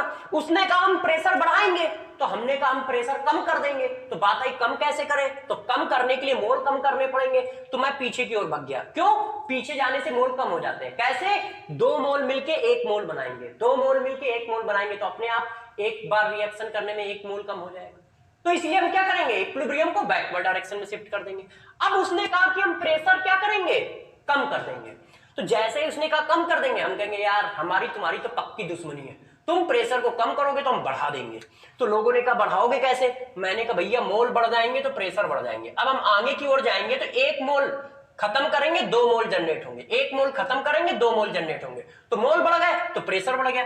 तो हम क्या करेंगे, इक्विलिब्रियम को उठा के आगे की ओर शिफ्ट करा देंगे। Equilibrium shifted to forward direction, forward direction. बात समझ पा रहे हो बच्चों?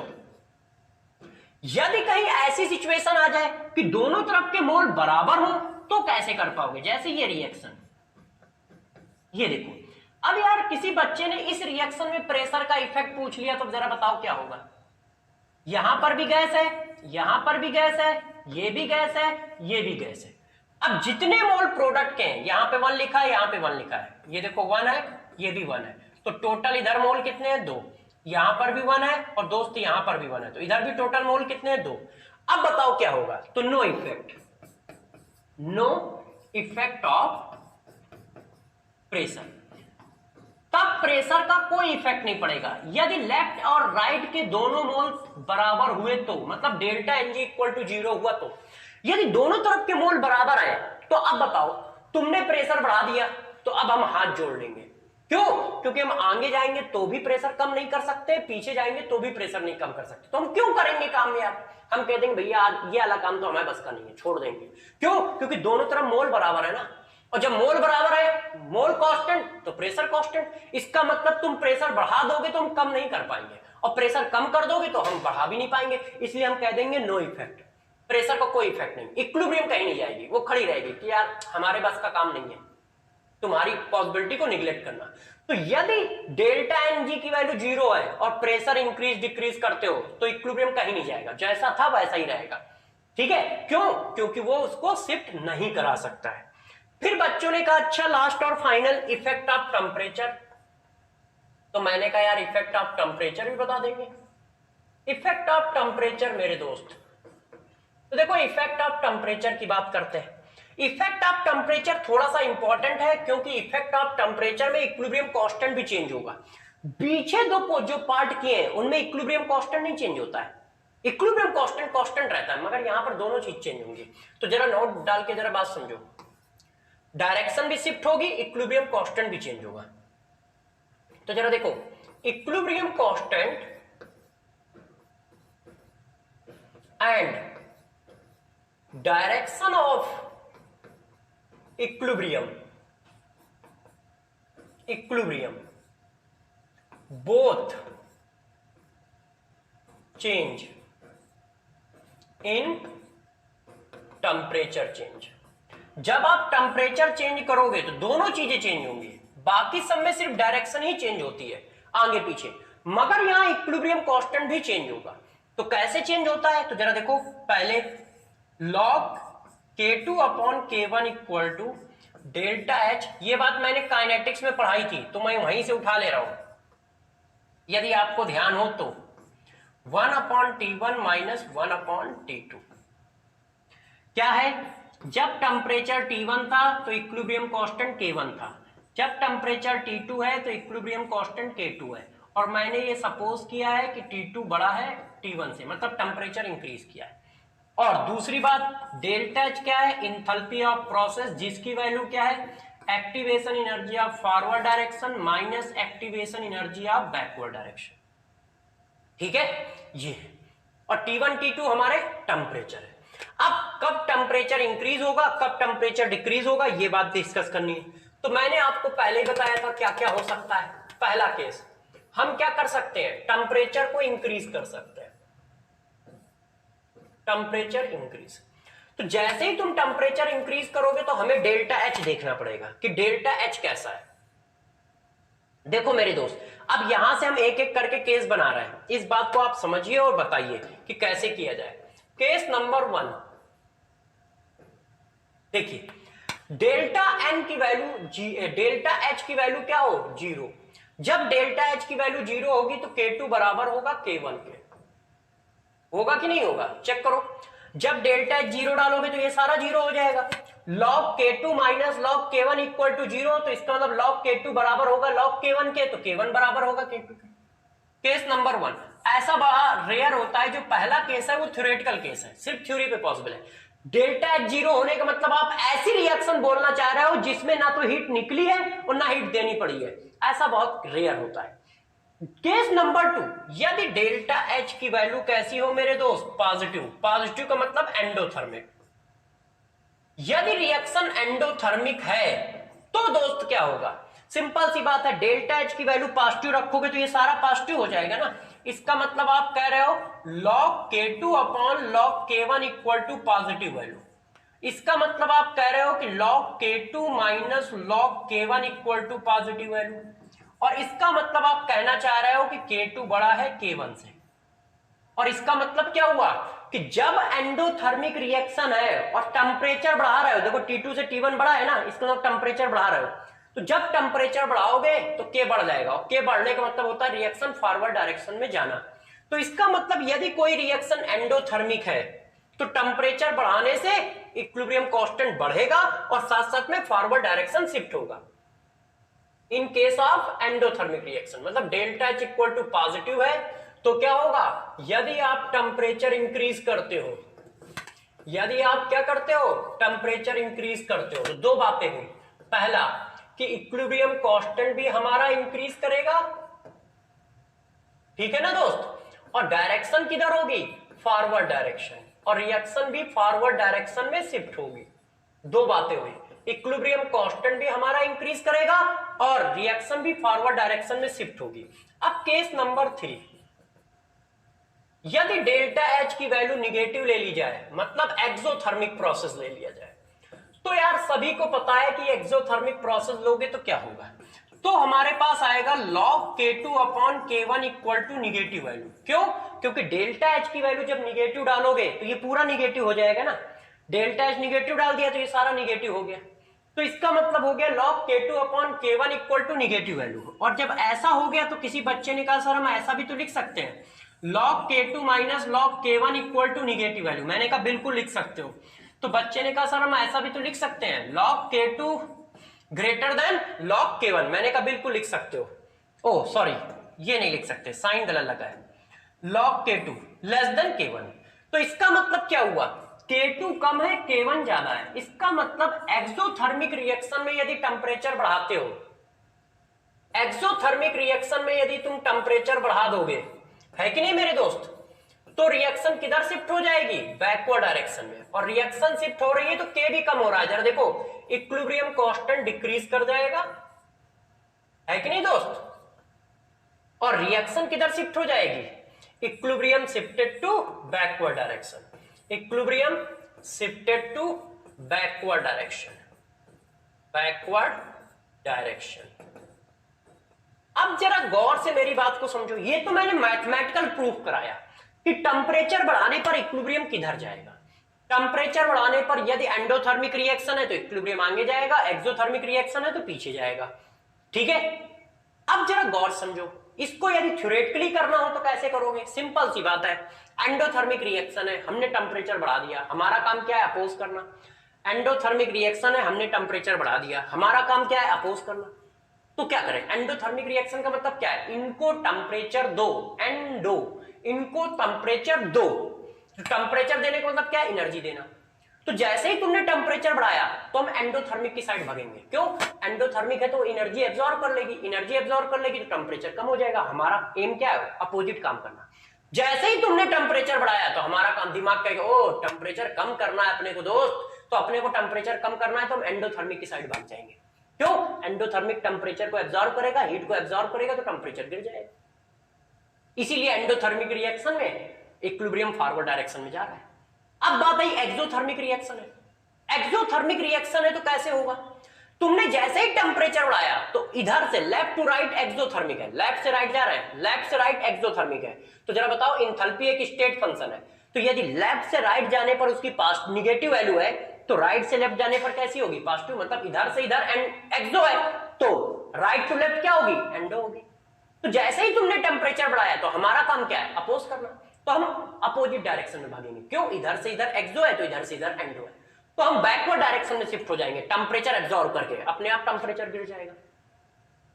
एक्सोथर्मिक रिएक्शन में तुमने टेम्परेचर बढ़ाया तो हमको टेम्परेचर कम करना है, तो हम क्या करेंगे, बैकवर्ड डायरेक्शन में जाएंगे। क्यों, क्योंकि बैकवर्ड डायरेक्शन तो एंडोथर्मिक है, यदि फॉरवर्ड एक्सो है तो बैकवर्ड एंडो होगी, तो हम बैकवर्ड डायरेक्शन में जाके टेम्परेचर को कम कर देंगे। ये क्या है, इफेक्ट ऑफ टेम्परेचर। इस पर न्यूमेरिकल क्वेश्चन भी बनेगा फार्मूले पर, जो पीछे फार्मूला पढ़ाया है उस पर। अब last and final, effect of inert gas. यदि कहीं पर इनर्ट गैस मिलाई जाए तो क्या होता है, इफेक्ट ऑफ इनर्ट गैस। यदि बच्चों इनर्ट गैस मिला दिया जाए तो क्या होगा, इसको चेक करते हैं। तो जरा देखो यार, हमने एक इक्वेशन बनाई, A1A रिवर्सेबल A2B, इसका आप केसी लिखो, केपी इक्वल टू लिखोगे तो क्या आएगा, partial pressure of partial pressure of B, partial pressure of B की power n2 upon partial pressure of A की पावर n1। अब इसी फार्मूले को यदि मैं खोल दूं तो ये आया, पार्शियल प्रेशर इक्वल टू क्या होता है, mole fraction into total pressure, है कि नहीं प्यारे बच्चों। यहां पर भी क्या आएगा, मोल फ्रैक्शन इनटू टोटल प्रेशर। अब यार इस बात को थोड़ा सॉल्व कर लो, गौर समझिएगा। मोल ऑफ बी की power n2, mole of A की power n1 into total pressure upon total mole की पावर n2 माइनस n1। ये बात मैंने कैसे की, जरा इसको समझिएगा। यहां तक तो ठीक है, partial pressure of B upon partial pressure of, partial pressure equal to क्या होता है, mole fraction into total pressure. अब जरा बताना ये क्या लिखा है, ये यही तो लिखा होगा, mole of B divided by total mole. ये क्या लिखा होगा, mole of A divided by total mole. तो इन दोनों को मैंने टोटल मोल को अलग लिख दिया इस तरह से, ठीक है। अब इस बात को क्या कहते हैं, गौर से देखें। अब इसको यार हम लोगों ने क्या कर लिया, Kp इक्वल टू कर लिया, इसको एक वैल्यू मान लो। वैसे इसको बोला जाता है Kn, equilibrium constant in term of mole. इसको Kn बोलते हैं, equilibrium constant in term of mole. और ये बच्चों हमारे पास ऐसे आ गया, इसकी जरूरत है इसलिए मैंने इसको लिख लिया है। इसी को क्या कहते हैं, डेल्टा एन कहते हैं। अब मेरी बातों को गौर समझिएगा। केस नंबर 1,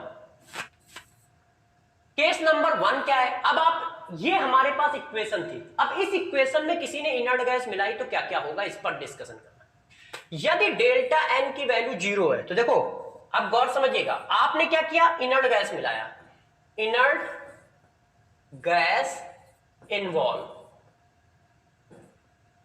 अब जब यार inert gas involve in equilibrium, जब आप इनर्ट गैस मिलाओगे तो इक्वेशन में क्या हो जाएगा, इनर्ट गैस जब आप प्यारे बच्चों मिलाओगे तो इक्वेशन में क्या होगा, इक्वेशन में ये होगा। इनर्ट गैस रिएक्शन में तो पार्टिसिपेट करेगा नहीं, मगर बच्चों टोटल मोल बढ़ा देगा। है तो कंटेनर के अंदर ही ना, तो टोटल मोल क्या कर देगा, बढ़ा देगा। ये देखो बात सही है। जब इनर्ट गैस मिलाओगे तो क्या बी के मोल बढ़ जाएंगे, ए के मोल बढ़ाएंगे, नहीं, टोटल मोल बढ़ जाएंगे। क्यों, इनर्ट गैस कोई रिएक्टेंट और प्रोडक्ट थोड़ी ना है, वो तो टोटल मोल को बढ़ाएगा सिर्फ। अब टोटल मोल बढ़ाने से कब कब क्या क्या होगा, जरा देखिए। केस नंबर 1, यदि डेल्टा एन की वैल्यू 0 है तो टोटल मोल का टर्म ही गायब हो जाएगा। डेल्टा एन यहां पे 0 रखोगे तो ये क्या हो जाएगा, 0 हो जाएगा, इसकी वैल्यू 1 हो जाएगी। तो यदि डेल्टा एन की वैल्यू 0 है तो no effect, no effect of inert gas. क्यों, ऐसा क्यों बोला जा रहा है कि इनर्ट गैस का कोई इफेक्ट नहीं होगा दोस्त, क्योंकि इक्वेशन ऐसे आ गई ना, यदि डेल्टा एन की वैल्यू 0 है तो ये पूरा 1 हो जाएगा। अब बताओ, डेल्टा एन के मोल ही नहीं है कि नहीं, इनर्ट गैस के मोल ही नहीं है इक्वेशन में तो जब इक्वेशन में इनर्ट गैस के मोल नहीं तो वो इफेक्ट भी तो नहीं डालेंगे। तो यदि डेल्टा एन इक्वल टू 0 है तो इनर्ट गैस का कोई इफेक्ट नहीं पड़ता है मेरे दोस्त। अब बात है केस नंबर 2 की। जब डेल्टा एन 0 नहीं होता है तब दो केस होते हैं। कौन कौन से दो केस होते हैं जरा देखिए।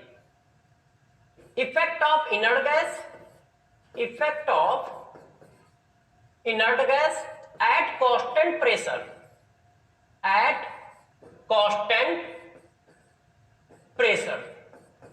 एक केस मेरे दोस्त ये होता है। दूसरा केस होता है effect of inert gas at constant volume,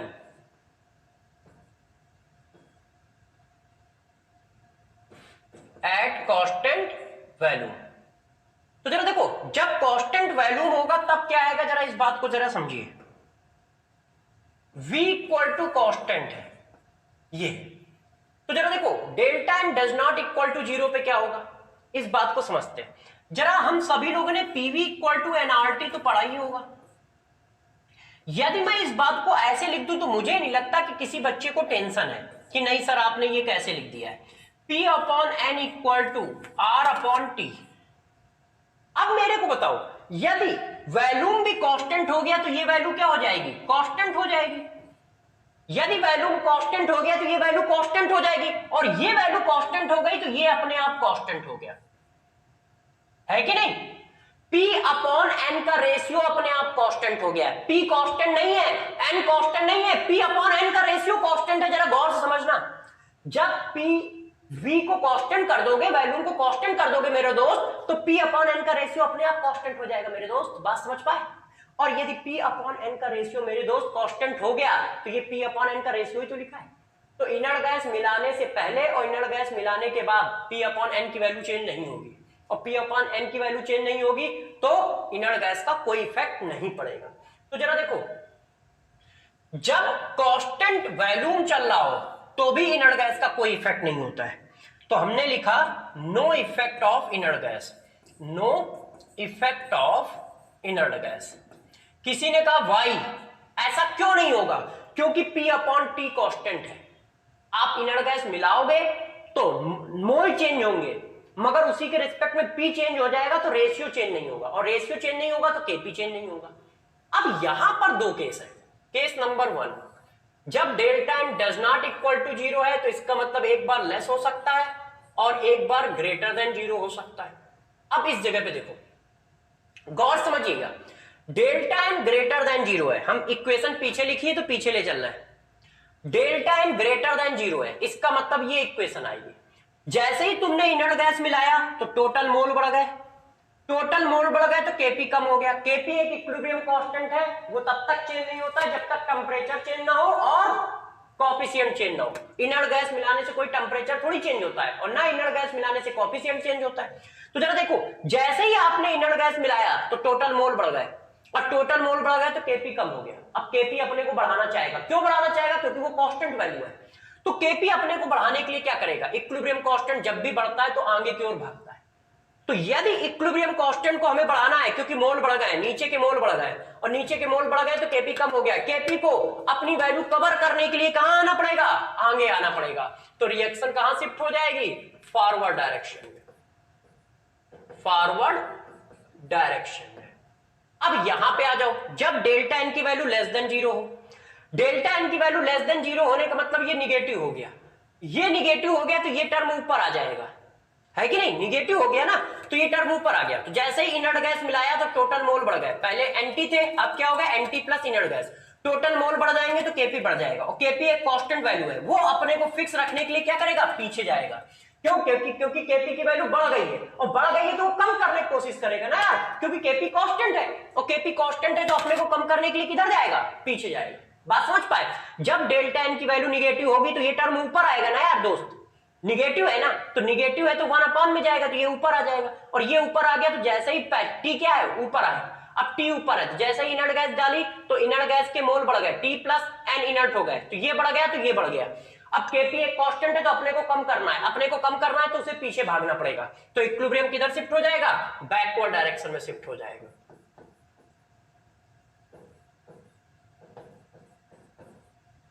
ये देखो इस तरह से, इसका मतलब अब समरी बता देते हैं। समरी क्या है, समरी बस इतनी याद रखो कि इनर गैस का effect delta n equal to 0 पे नो इफेक्ट, कांस्टेंट वॉल्यूम पे नो इफेक्ट, सिर्फ कांस्टेंट प्रेशर पे इफेक्ट पड़ता है।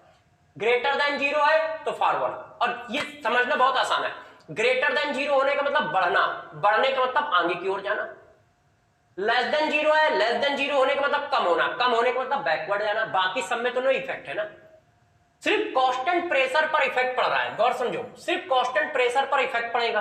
तो बच्चों ने कहा कैसे याद रखेंगे सर, आपने तो मैथमेटिकल इतना समझा दिया, हम वहां थ्योरेटिकल क्वेश्चन में मैथ कैसे लगाएंगे 10 घंटे बैठ के। तो मैंने कहा बिल्कुल सही कह रहे हो। तो बस तुम इतनी बात याद रखो कि डेल्टा एन जब कांस्टेंट प्रेशर होता है तब इफेक्ट करता है, कांस्टेंट प्रेशर होता है तब इफेक्ट करता है inert gas. Delta n equal to 0 पे नो इफेक्ट है, कांस्टेंट वॉल्यूम पे नो इफेक्ट है। अब कांस्टेंट प्रेशर पे इफेक्ट है तो बच्चों ने हम कैसे याद करेंगे, तो मैंने कहा बस बिल्कुल सिंपल सी बात है, डेल्टा एन ग्रेटर देन 0 है तो जब एन बढ़ रहा है तो फॉरवर्ड, रिएक्शन भी बढ़ रही है, रिएक्शन बढ़ने का मतलब आगे की ओर जाना। एन बढ़ रहा है तो रिएक्शन बढ़ रही है, एन कम हो रहा है तो रिएक्शन भी कम हो रही है, पीछे की ओर आ रही है। बस ऐसे याद रखो, ठीक है मेरे दोस्त। देखो यार दोस्तों, सारा कुछ कॉन्सेप्चुअली खत्म कर दिया, अब बात आती है सिर्फ इसके क्वेश्चन की कि यार इसके क्वेश्चन कराए जाए। तो नेक्स्ट क्लास में हम आधे घंटे इसके क्वेश्चन कराएंगे, फिर आयनिक इक्विलिब्रियम चालू करेंगे, ठीक है। आज हमने इस चैप्टर को पूरा खत्म कर लिया है कॉन्सेप्चुअली, और कई बार मैंने क्वेश्चन करा भी दिए, बस अभी पीवाईक्यू नहीं कराए हैं। तो पीवाईक्यू कराने के लिए नेक्स्ट क्लास लेंगे और उसके आधे घंटे हम लोग पहले पीवाईक्यू करेंगे, फिर आयनिक इक्विलिब्रियम को स्टार्ट करेंगे। तो सभी बच्चों से इतना काम है कि बस इसको अच्छे से रिवाइज करते रहिए और मेहनत करते रहिए, खूब जी जान लगा के पढ़िए, ठीक है। क्यों, क्योंकि हम लोग बीमार हैं फिर भी पढ़ा रहे हैं, तो कोशिश करें कि आप भी जी जान लगा के पढ़ाई करें, ठीक है। चलो फिर कल मिलेंगे, नेक्स्ट क्लास मिलेंगे, तब तक के लिए अलविदा और खुश रहें।